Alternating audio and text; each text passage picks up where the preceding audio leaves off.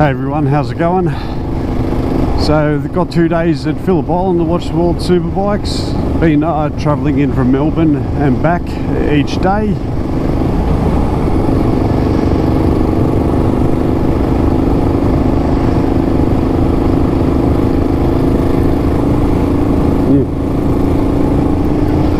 Across the bridge to Phillip Island. Tide's out and you get that lovely sea smell.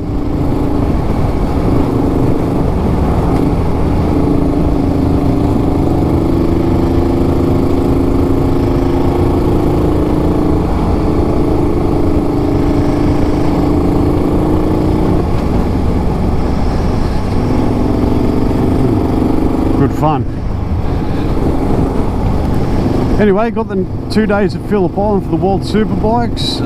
Currently staying in at Melbourne, near the CBD. So yeah, it's about 140k commute there and back. Well worth it though. Plenty of places you can eat and go out to at Melbourne, so I do quite enjoy it.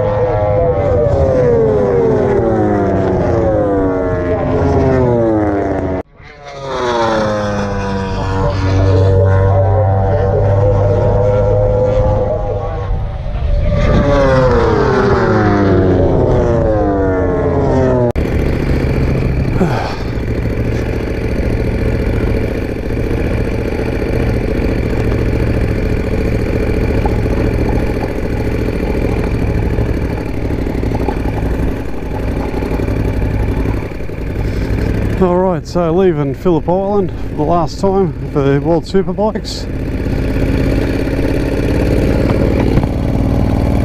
Alvaro Bautista just dominated the whole thing. He won all 3 races. And yeah, just killed it. That was a good dominant performance.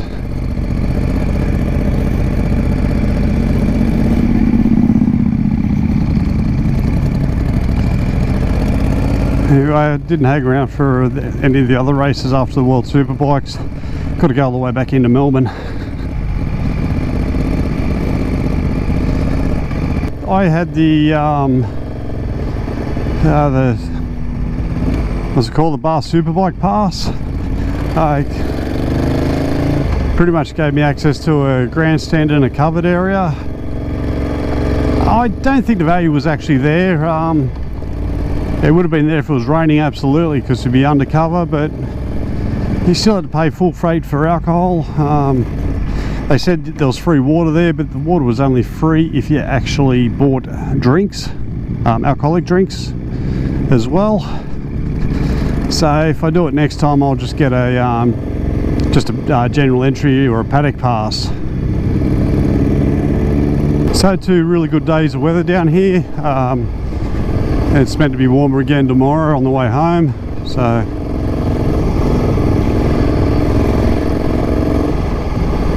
there was only about 20 or so vendors there selling things. Food was well, let's put it this way, it's quite bland and basic. Could say ordinary if you want. It's a shame. You think they'd be able to get more food trucks there. Like, I don't get it. Like, they only had like 4 in each section. Would have been nice to have multiple food trucks. You'd have enough people there, and I reckon people would spend more if they had decent food to choose from. What we ended up doing, we ended up having breakfast at Melbourne, only having a burger and chips, and maybe I think I bought a drink and an ice cream, and that was almost 30 bucks spent. So yeah, hopefully one day they'll figure it out and invite as many food trucks down as possible. You know, I'm sure a catering company's got the contract for it, but it just just this day and age, especially with the amount of food trucks we've got, you know, around the place, they need to move with the times a bit, you know. Anyway, the racing was very entertaining. Yeah, as I said earlier, Bautista just dominated everything, but there was still some good matchups with you know, the two Kawasaki's raced against each other. Marco Melandri come in. Wow, look at that traffic. Okay, I'm going to be that guy like every other motorcyclist, and I'll be jumping in that side lane.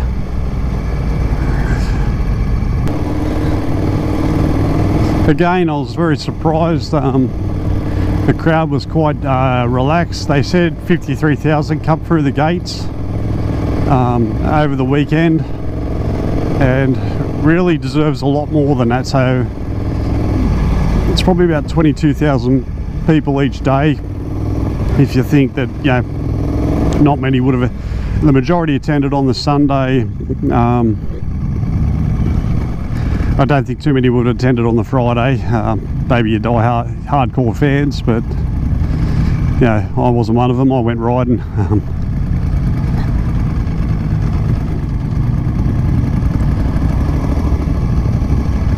Would I do this again? Absolutely. It was well worth the trip, and it was very entertaining. And I'll be able to give you a good comparison, hopefully, if I do Phillip Island, MotoGP. Oh, well played. Well played. I won't be able to put my bike up there. If I had a BMW like the one in front, I'd be doing it. I'd be going on that angle. Anyway. That's someone who's serious about camping.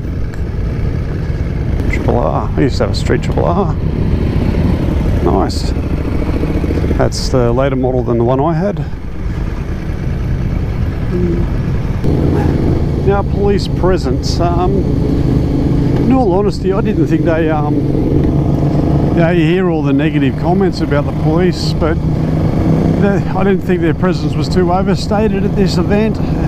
And like I said on day one, I believe it's probably due to the type of people, the crowd that comes to World Superbikes. Don't get me wrong, there were quite a few motorcycle coppers on the way in, picking up anyone speeding. But overall, not too bad. You know, especially when we're getting out of Phillip Island, they seem they're there more to help us get out and make sure the traffic flowed smoothly.